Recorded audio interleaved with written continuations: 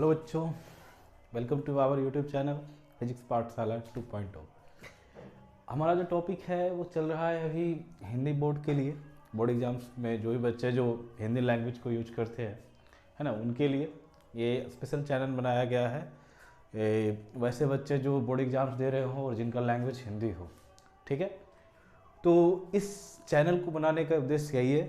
दूसरी बात कि हम लोग कर रहे हैं अभी क्लास 12th के लिए केमिस्ट्री एंड फिजिक्स, ठीक है, इस यूट्यूब चैनल से। लास्ट वीडियो जो हुआ था वो हुआ था ठोसों के बारे में, ठोसों के वर्गीकरण के बारे में। हम लोग पढ़ रहे हैं अभी भौतिक रसायन यानी कि फिजिकल केमिस्ट्री, और इस फिजिकल केमिस्ट्री में हमारा चल रहा है पहला चैप्टर। उस पहले चैप्टर का नाम है ठोस अवस्था, ठीक है। यहाँ जो आज का जो टॉपिक है वो है क्रिस्टलीय ठोस की संरचना से संबंधित। संरचना का मतलब हो गया उसकी बनावट से, ठीक है। तो इसमें क्रिस्टलीय अगर ठोस की बात की जाए तो इसमें सबसे पहला जो टॉपिक आता है वो है इसका त्रिविमीय जालक, है ना, या जालक स्थिति जिसको हम लोग कहते हैं, स्पेस लाइटिस कहते हैं, क्रिस्टल जालक जिसको कहते हैं, ठीक है। क्रिस्टल जालक के बाद जो है वो एकक सेल आता है। फिर एकक सेल के प्रकार कितने होते हैं वो जानेंगे, और एकक सेल में अवयवी जो परमाणु होते हैं यानी कि अवयवी जो कण मौजूद होते हैं क्रिस्टल में, उनकी संख्या कैसे निकाली जाती है और वो किस रूप में रखे जाते हैं, ठीक है। तो आज का जो हमारा टॉपिक है, सबसे पहला जो टॉपिक है वो है क्रिस्टल जालक। क्रिस्टल जालक, क्रिस्टल जालक जिसे हम लोग स्पेस लाइटिस भी कहते हैं। अब देखो, स्पेस लाइटिस का मतलब हुआ या क्रिस्टल जालक का हुआ कि किसी क्रिस्टलीय ठोस, किसी क्रिस्टलीय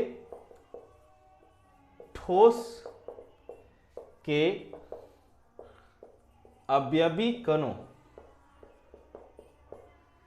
अवयवी कणों के नियत बिंदुओं का त्रिविमीय व्यवस्था या संरचना, है ना।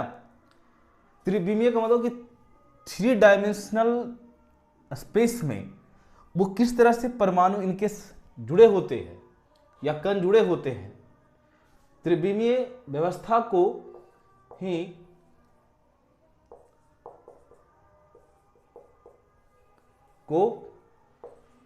क्रिस्टल जालक कहते हैं। तो ये होगी क्रिस्टल जालक की परिभाषा। अब बारी आती है कि क्रिस्टल जालक जो है एक्चुअली में है क्या, यानी कि दरअसल इसको हम लोग कह क्या सकते हैं।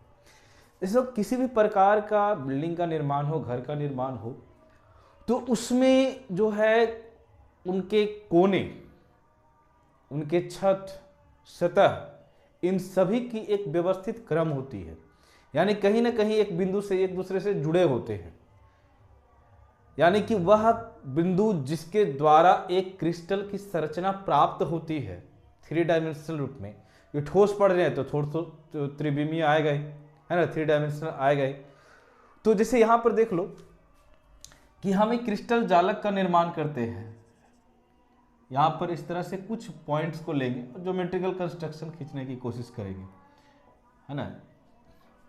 यहां पर देखो इस तरह से ये अल्टरनेट पॉइंट्स ऐसे रख देना है। फिर इसके सामने इन पॉइंट्स को रख दो ऊपर वाले के रिस्पेक्ट पे। फिर इसके सामने जो सेकेंडरी हमारा था वो इसके सामने प्लेस करते चले जाओ, ठीक है। अब यहां पर देखिएगा, जैसे एक पॉइंट और यहां ले लीजिए, ठीक है।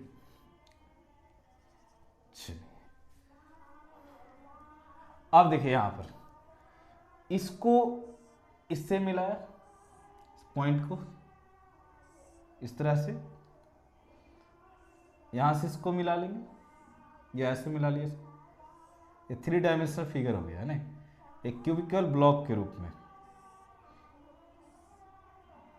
देखो बन गया। उसके बाद इस पॉइंट को ज्वाइन करो,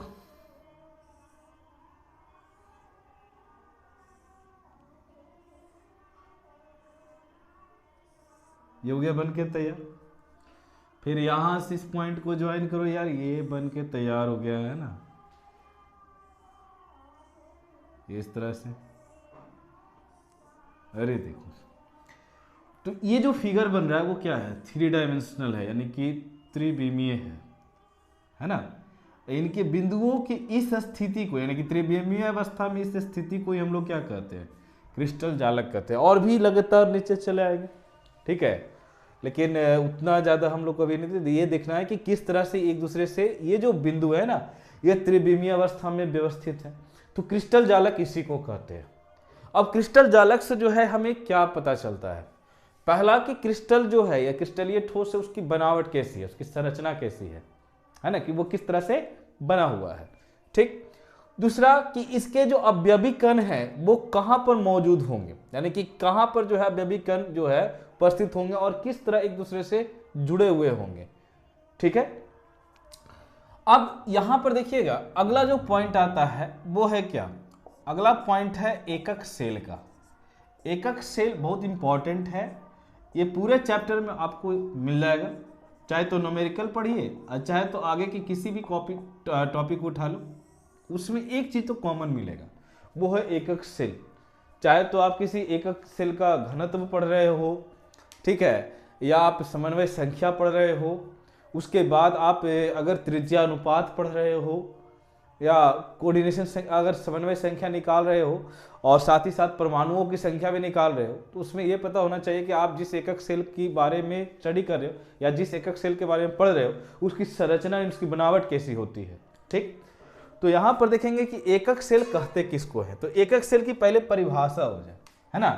कहते हैं कि एकक सेल वह क्रिस्टल जालक का एक लघुत्तम यानी कि शॉर्ट अंश होता है जिसकी पुनरावृत्ति से क्रिस्टल जालक का निर्माण होता है ना। किसी क्रिस्टल जालक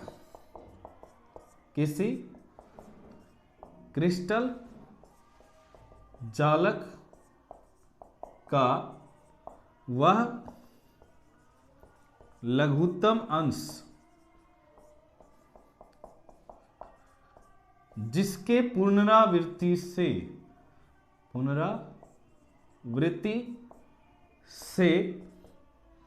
क्रिस्टलीय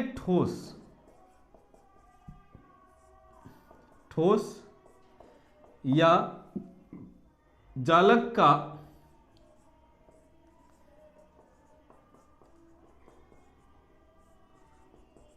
निर्माण होता है, उसे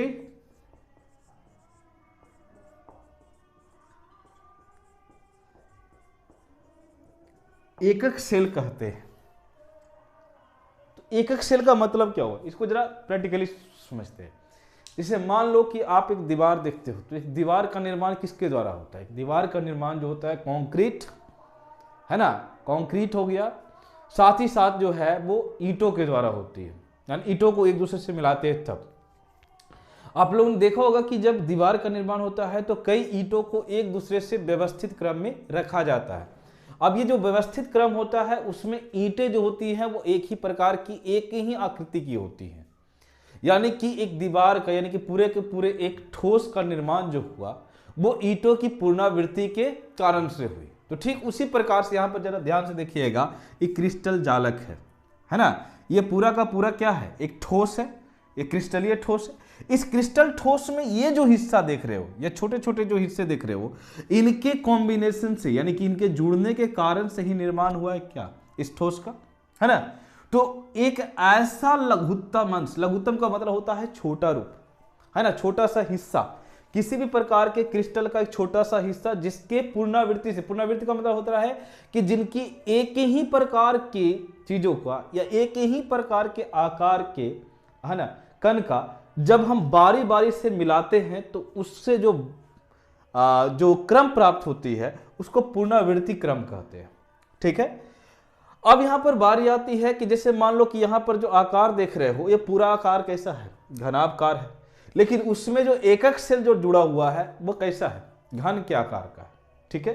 अब घन के आकार का है तो एकक सेल की आकृति बना लेते हैं। ये तो हो गया भाई हमारा क्रिस्टल जालक। अब यहां पर एकक सेल की आकृति देख लेते हैं।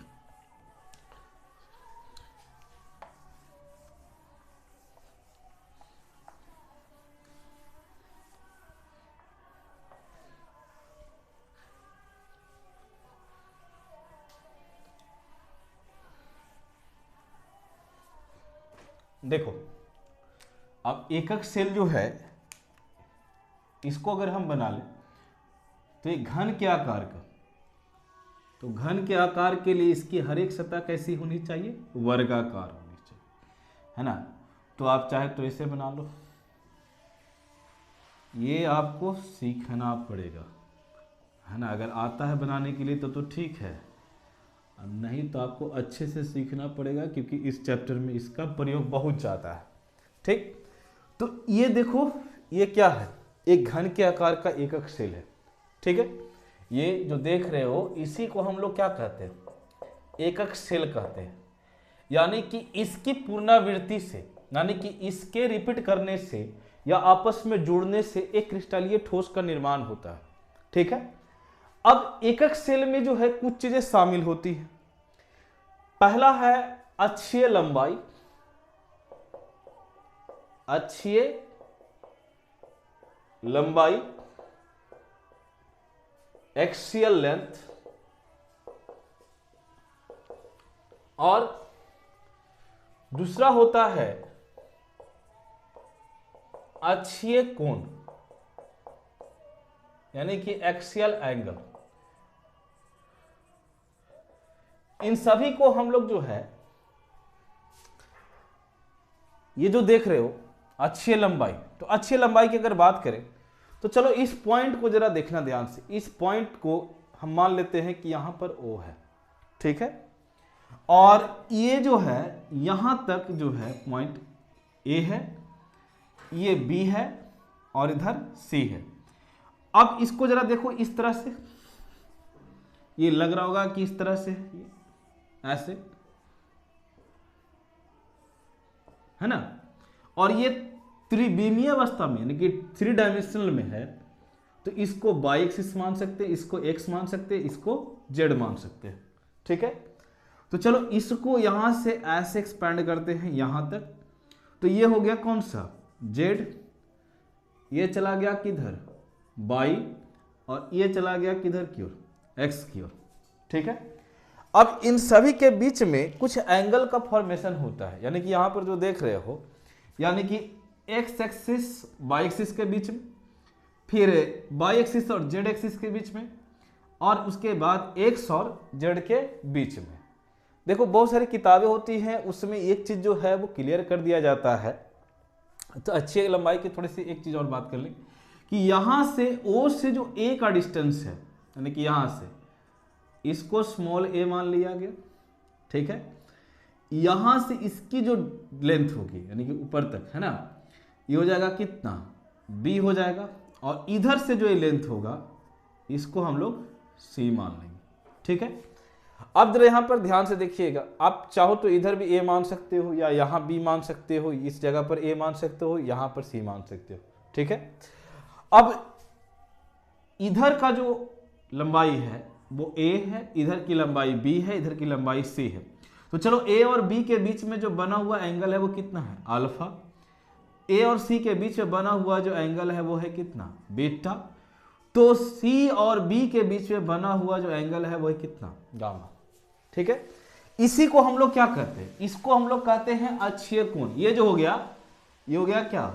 ये हो गया अक्षीय कोण, और ये जो देख रहे हो ये हो गया क्या? अक्षीय लंबाई, अक्षीय लंबाई। ठीक है, अब जैसे कि ये घन के आकार का है, घनाकार एकक सेल है, ये हो गया कैसा? ये हो गया घनाकार एकक सेल।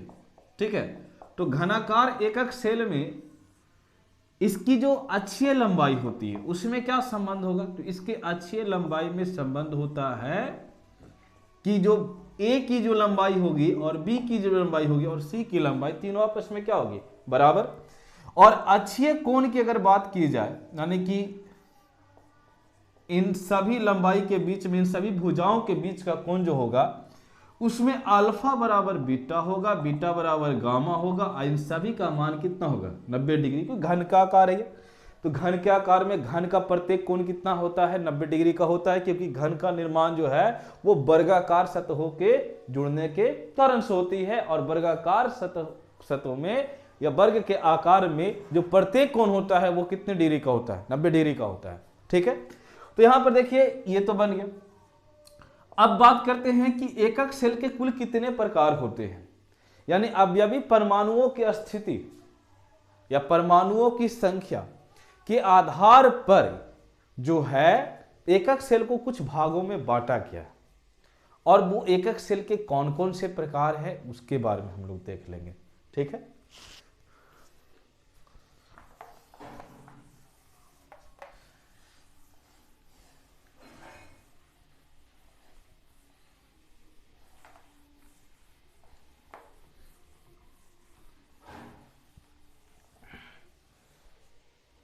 देखो अब है एकक सेल के प्रकार, एकक सेल के प्रकार यानी किसके टाइप्स। तो एकक सेल के प्रकार की अगर बात करें तो एकक सेल को जो है कुछ भागों में बांटा गया है परमाणुओं की स्थिति के आधार पर। ठीक है, पहला जो है यानी कि नंबर 1 जो है उसे कहा जाता है प्रिमिटिव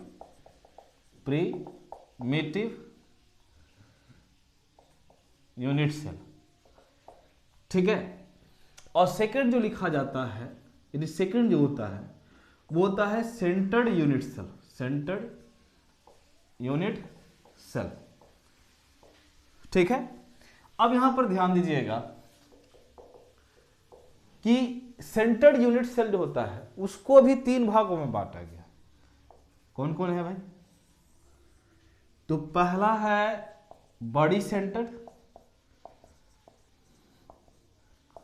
बॉडी सेंटर्ड जिसको शॉर्ट में हम लोग बीसीसी कहते हैं।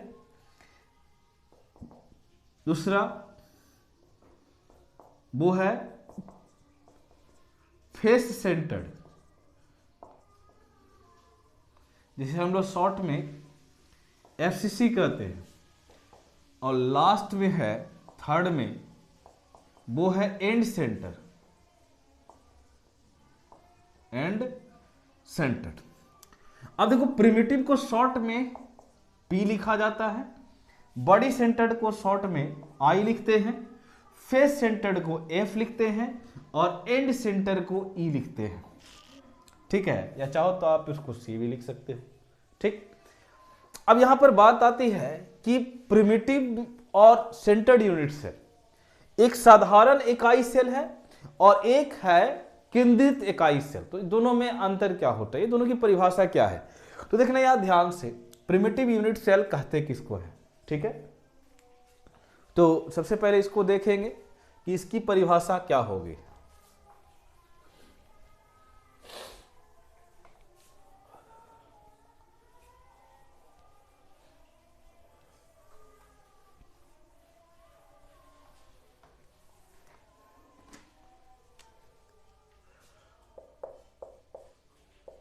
पहला है प्रिमिटिव यूनिट सेल, कहते हैं वैसे एकक सेल, वैसे एकक सेल जिसमें अवयवी परमाणु सिर्फ कोनों पर या कोने पर स्थित होते हैं,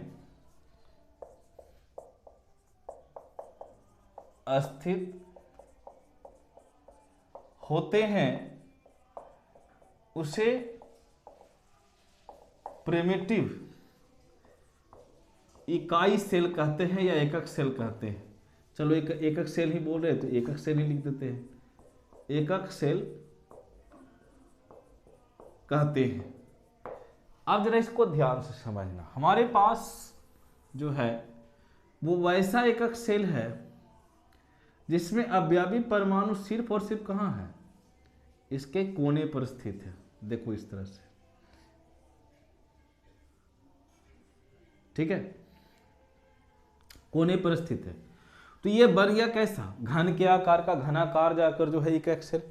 अब इसमें कुल कोनों की संख्या कितनी है, तो सिंपल सी बात है, इसमें कुल कोनों की संख्या है 8। तो इसमें प्रत्येक कोने पर जो है वो परमाणु इस तरह से व्यवस्थित होंगे। लेकिन बात यहाँ पर यह आती है कि अगर किसी भी प्रकार की इकाई सेल में अगर आप अवयवी परमाणु को देख रहे हो या अगर उसमें व्यवस्थित है तो वो पूरा का पूरा नहीं होता है। पूरा का पूरा सिर्फ और सिर्फ इकाई सेल के केंद्र में होता है, इकाई सेल के सतह पर नहीं होगा और न ही उसके कोने पर होगा। ठीक है, जैसे देखो अगर कोने पर अगर बात की जाए अवयवी परमाणु का, तो एक पूरा परमाणु इस तरह से हुआ, ठीक है, कोने पर कितना रखते हैं तो उसके बारे में देखते हैं। कोने पर परमाणु की स्थिति है, कोने पर परमाणु का भाग, ठीक है, कोने पर परमाणु का भाग 1/8 होता है। कैसे, देखो जरा ध्यान से, 1/8 कैसे आएगा, जैसे इसको ये पूरा परमाणु हुआ, इसको 20 से बांट दो, ठीक है, तो ये कैसा है, 3 डायमेंशनल है, तो ये बन जाएगा क्या, ये बन जाएगा अर्धगोला बन जाए। पहले क्या था, एक पूर्ण गोला था, कटा अर्धगोला बन गया। ठीक है, अर्धगोले का फिर से कितना लो, आधा हिस्सा लो, तो यहां से कितना किया था 1/2, फिर कीजिए 1/2 ऑफ 1/2, यानी कि आधे का आधा कीजिए। ठीक है, तो जब आधे का आधा किए तो ये हिस्सा बचेगा, आधा इधर आधा उधर, फिर आधे का फिर आधा कीजिए, यानी कि 1/2 फिर कीजिए। ठीक है, अब यहां पर ध्यान से देखिएगा, ये जो हिस्सा यहां पर है, यानी कि ये हिस्सा है ना, ये हिस्सा कह सकते हो, या बाकी ये हिस्से जो हैं, ये टोटल कितना हो गया, 1/2 गुना 1/2 गुना 1/2, यानी कि 1/8। ठीक है, अब ये जो है 1/8 हिस्सा इस पूरे परमाणु का, तो कोई भी अगर प्रिमिटिव यूनिट सेल है, एकक सेल है, तो उसके कोने पर अगर सिर्फ और सिर्फ अवयवी परमाणु है, तो अवयवी परमाणु का कितना भाग होगा, तो 1/8वां भाग होगा, यानी पूरे के पूरे एक गोलाकार परमाणु का 1/8 हिस्सा। ठीक है, तो कुल कोनों की संख्या कितनी है भाई, है ना, कुल कोनों की संख्या या कुल कोने की संख्या, कोने लिखे इसमें इस तरह से, कोने की संख्या, तो कुल 8 कोने हैं, 8 कोने हैं, तो अवयवी परमाणु की कुल संख्या कितनी हो जाएगी बताओ, अवयवी परमाणु की कुल संख्या, तो देखो 8 कोने हैं, प्रत्येक कोने पर 1/8 भाग है परमाणु का, तो कितना आएगा, एक पूरा परमाणु होगा, है ना। तो प्रिमिटिव यूनिट सेल के लिए जेड की संख्या होती है कितनी, 1। जेड का मतलब होता है अवयवी परमाणु की संख्या, एकक सेल में जो जितना टोटल अवयवी परमाणु होगा उसकी संख्या, तो उसकी संख्या कितनी है, 1 है। ठीक है, 8 कोने हैं, प्रत्येक कोने पर 1/8 हिस्सा है, तो टोटल परमाणुओं की संख्या हो गई कितनी, 1 हो गई। तो ये हो गया कौन सा, प्रिमिटिव यूनिट सेल। प्रिमिटिव को सिंपल यूनिट सेल भी कहते हैं, साधारण। साधारण इसलिए क्योंकि इसमें अवयवी परमाणु सिर्फ कोने पर है, कोने के अलावा और कहीं पर मौजूद नहीं है। अब बात आती है सेंटर्ड यूनिट सेल की, यानी कि केंद्रित एकक सेल की।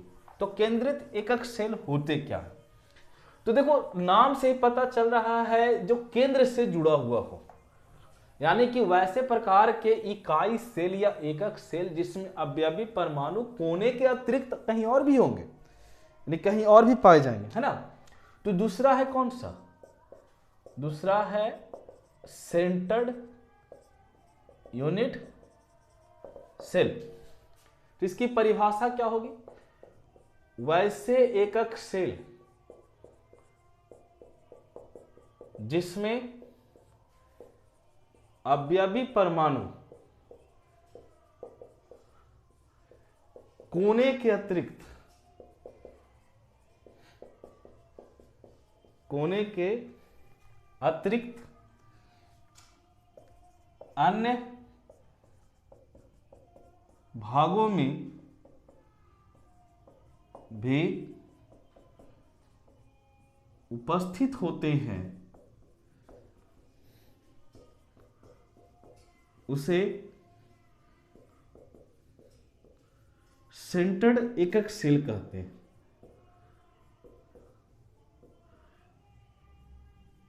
हैं। अब इसके प्रकार कौन कौन है, यानी कि इसके भी टाइप हैं, और वो टाइप्स कौन कौन हैं। तो पहला है बड़ी सेंटर्ड, है ना, एकक सेल। अब इसकी परिभाषा क्या है, तो देखो कहता है कि वैसे एकक सेल या सेंटर्ड एकक सेल, वैसे सेंटर्ड एकक सेल जिसमें अवयवी परमाणु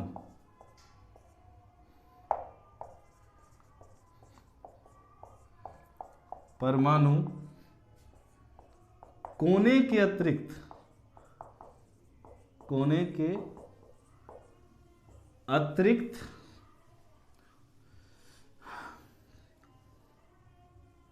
एकक सेल के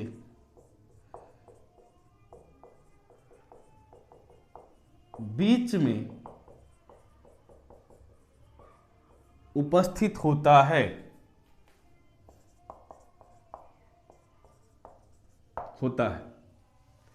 अब जरा इसको ध्यान से समझो। बड़ी सेंटर्ड एकक सेल, यहां पर हम लोग एक घन के आकार का जो है वो एकक सेल बना लेंगे, इस तरह से बना लिया। अब इसमें जो अवयवी परमाणु है वो अवयवी परमाणु कहाँ होगा, तो कहता है कि देखो कि वैसे प्रकार के एकक सेल जिसके अवयवी परमाणु जो हैं वो कोने के अतिरिक्त अन्य सतहों पर भी उपस्थित होते हैं। तो अन्य सतह में बीच में भी आ जाएगा, है ना, अन्य स्थिति में भी पाए जाते हैं, तो वो बीच में है। अब देखो जब बीच में कोई परमाणु रखा जाता है तो वो हमेशा क्या होता है, पूरा होता है, कंप्लीट होता है, ठीक है। तो इसमें कुल परमाणुओं की संख्या कितनी होगी भाई बॉडी सेंटर्ड यूनिट सेल में, तो देखो कोने पर परमाणुओं की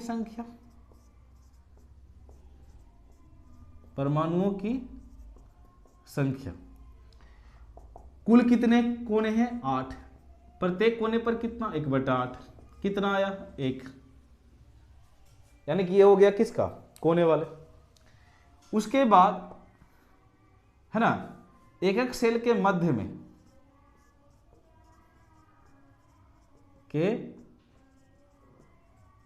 में परमाणु की संख्या, तो भाई इसमें कितना है, ये वो पूरा का पूरा रखा हुआ है ना। तो बीसीसी में कुल अवयवी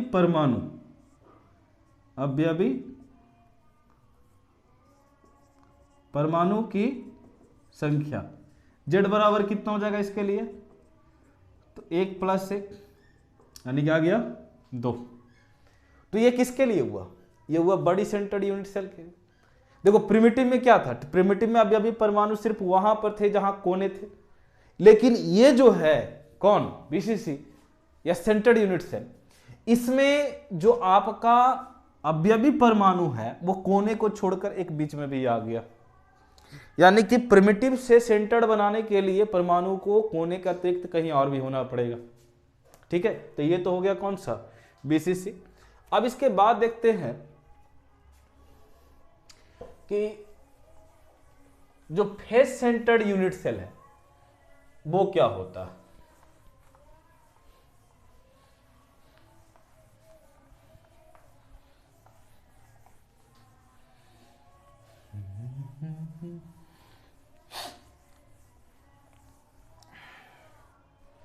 अब देखो यहां पर इसमें नंबर 2 है सेंटर्ड यूनिट सेल में फेस सेंटर्ड एकक सेल। अब ये क्या होता है, तो कहते हैं वैसे एकक सेल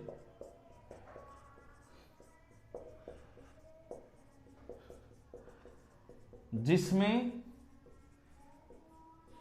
अवयवी परमाणु कोने के अतिरिक्त, ध्यान देना, कोने के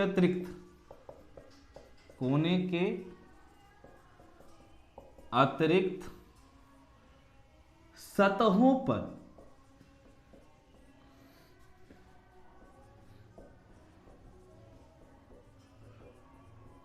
पाए जाते हैं उसे फेस सेंटर्ड एकक सेल कहते हैं।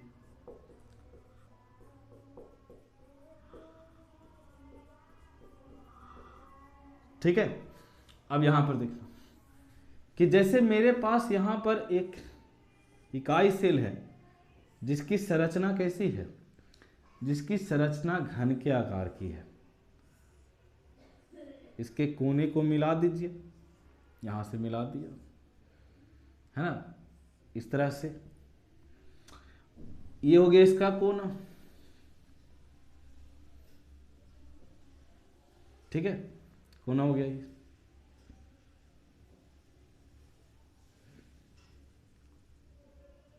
तो कुल कोनों की संख्या कितनी है?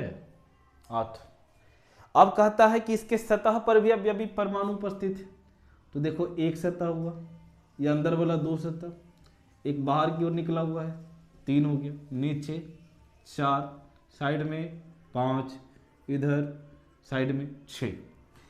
अब जो यहां पर देखना कि सतह पर जो है वो परमाणु इस तरह से तो गोलाकार है, और सतह पर जो अवयवी परमाणु है उसका आधा हिस्सा होता है, यानी कि पूरे के पूरे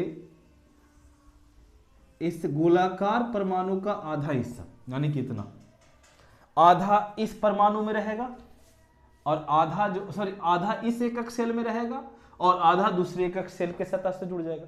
क्यों? क्योंकि अभी बताया था कि एकक सेल क्या होता है। एकक सेल किसी भी प्रकार के क्रिस्टल जालक का एक छोटा सा हिस्सा होता है, लघुत्तम अंश होता है। तो लघुत्तम अंश है तो इसका मतलब कि और भी एकक सेल होंगे, तो और भी एकक सेल होंगे। तो ये जो अवयवी परमाणु अगर सतह पर है तो सतह पर आधा हिस्सा एक एकक सेल में है, आधा हिस्सा दूसरे एकक सेल में रहेगा, है ना।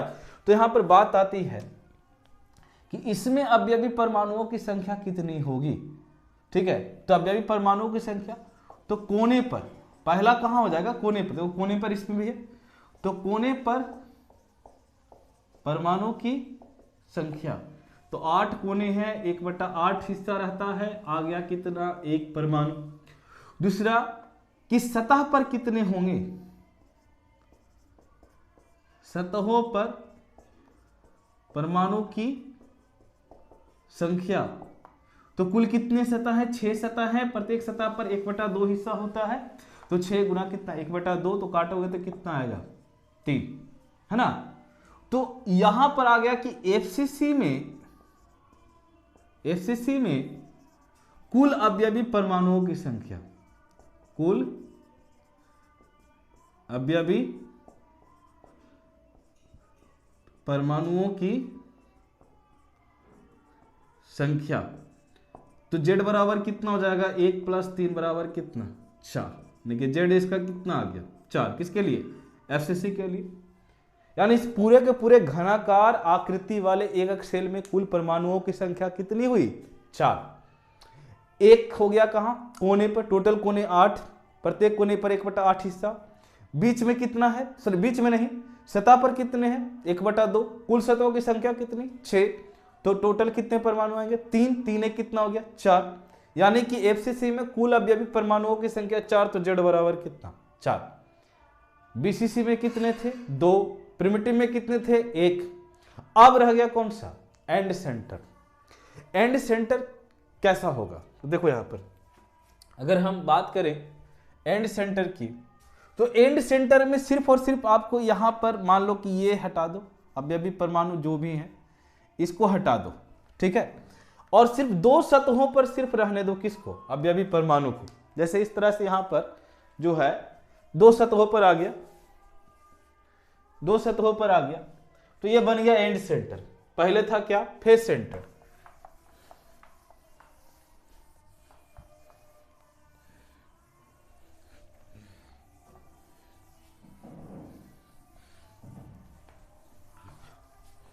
देखो तीसरा हो जाएगा एंड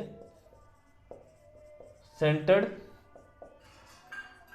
एकक सेल, ठीक है। तो यहां पर बात आती है क्या, वैसे एकक सेल, एकक सेल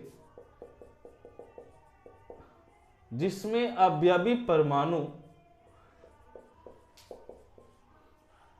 कोने के अतिरिक्त, कोने के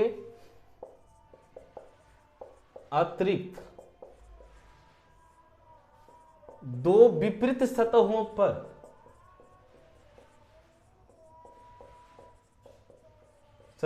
पर पाई जाती है ना, उसे एंड सेंटर्ड यूनिट सेल कहते हैं। अब देखो इसमें कोने पर परमाणु की संख्या कितनी होगी, परमाणुओं की संख्या को काउंट करते हैं तो कोने पर परमाणु की संख्या कितनी होगी भाई, कोने पर अवयवी परमाणु की संख्या, तो अवयवी परमाणु की संख्या 8 कोने हैं, प्रत्येक कोने पर 1/8, तो कितना आ गया, एक परमाणु, है ना। और विपरीत सतहों पर परमाणु की संख्या तो कितने हैं, दो सतह हैं, प्रत्येक सतह पर कितना होता है, 1/2, आधा अभी तुरंत बताया एफसीसी के लिए, तो ये आ जाएगा कितना, 1। यानी कि एंड सेंटर्ड में, एंड सेंटर्ड एकक सेल में कुल अवयवी परमाणुओं की संख्या, कुल अवयवी परमाणुओं की संख्या, तो इसमें z बराबर कितना हो जाएगा भाई, कोने पर 1, सतह पर 1, टोटल कितने आ गए, 2, तो इसके लिए z कितना हो गया, 2। तो ये जो प्राप्त हुआ, ये सभी प्राप्त हुए इकाई सेल के प्रकार या एकक सेल के प्रकार, जो कि थे कहां, जो कि थे सतह पर, कोने पर, बीच में। यानी कह सकते हो कि अवयवी परमाणुओं की स्थिति के आधार पर एकक सेल को जो है दो भागों में बांटा गया, एक प्रिमिटिव, दूसरा सेंटर्ड। प्रिमिटिव में जो अवयवी परमाणु थे सिर्फ कोने पर थे, जो सेंटर्ड थे उन पर जो है कोने के अतिरिक्त कहीं और भी अवयवी परमाणु स्थित थे। जो सेंटर्ड यानी कि केंद्रित जो एकक सेल हैं उनको भी 3 भागों में बांटा गया, पहला बॉडी सेंटर, दूसरा फेस सेंटर और तीसरा एंड सेंटर। बॉडी सेंटर में कोने के अतिरिक्त कहां पर, कोने के अतिरिक्त जो है वो बीच में एक पूरा एक परमाणु रखाएगा एकक सेल के बीच में। फेस सेंटर में जो है वो पूरे के पूरे एकक सेल के प्रत्येक कोने के अलावा यानी कि 8 कोने के अलावा जो है उनके सतह पर यानी कि 6 सतहों पर भी मौजूद होंगी। और एंड सेंटर में जो है वो कोने के अलावा जो है विपरीत के 2 सतहों पर भी होंगी। एक चीज और याद रखना कि किसी एकक सेल के प्रत्येक कोने पर जो परमाणु का 1/8 हिस्सा रहता है, दूसरा सतह पर जब भी रहेगा किसी भी एकक सेल में परमाणु तो वो होगा उसका आधा यानी कि 1/2 हिस्सा। और अगर बॉडी डायगोनल पर हो यानी कि इसके विकर्ण पर हो या पूरे के पूरे एकक सेल के बीच में हो तो वो एक पूरा होगा। तो मुझे उम्मीद है कि आप लोग को ये वीडियो पसंद आया होगा। जो बच्चे बिहार बोर्ड से तैयारी कर रहे हैं या यूपी बोर्ड से कहीं से भी हैं जो हिंदी मीडियम से पढ़ रहे हैं, उन सभी के लिए मेरे तरफ से जाकर जो है जितना हो पाएगा हम अपनी तरफ से पूरी कोशिश करेंगे कि हिंदी मीडियम में फिजिक्स तथा केमिस्ट्री दोनों की वीडियो जो है वो लगातार कंटिन्यूस अपलोड की जाए। और आप लोग को अगर ये वीडियो पसंद आए तो चैनल को सब्सक्राइब कर दे, वीडियो को लाइक कर दे और वैसे बच्चों के साथ इस वीडियो को शेयर कर दे जिनको इनकी ज़रूरत है। तब तक के लिए बच्चों, जय हिंद।